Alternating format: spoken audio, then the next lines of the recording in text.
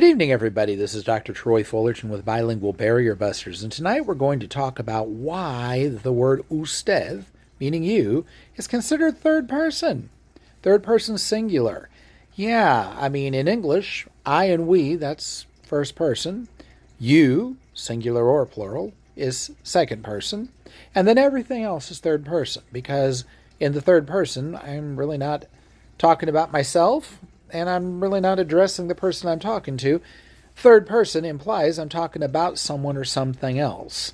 In English, our third person subject pronouns are he, she, it, they, because whenever I'm speaking in the third person, I'm speaking about somebody. I'm not talking to that individual. Now, what about Spanish?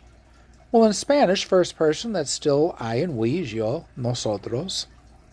And then second person, well, I've got the word tú, which is singular, familiar, you. The way that I say you to somebody I'm on a first name basis with, or a family member, a friend, somebody I have some familiarity with.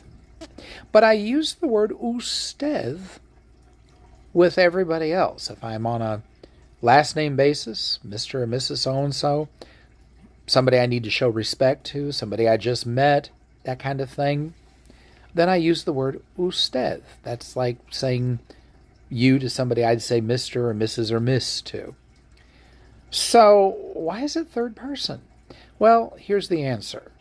Back in the day when these decisions were made, somebody came up with the idea that unless you knew somebody well enough to be on a first name basis, therefore would use the word tú, then you shouldn't be addressing that person as tú. You shouldn't be addressing that person at all.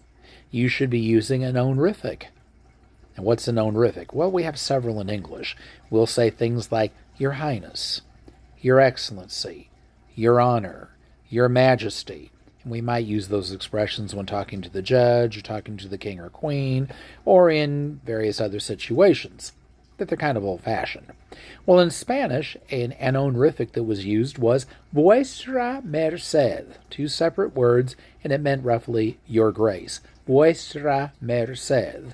And so it became customary that when you didn't know somebody well enough to say tú to him or her, you would say vuestra merced. But that's cumbersome. It's long. Eventually that got shortened because people would use it over and over again to simply vusted. Usted. And then that V disappeared and we wound up with usted. And since I'm technically not addressing the person, but the person's grace, that's third person singular.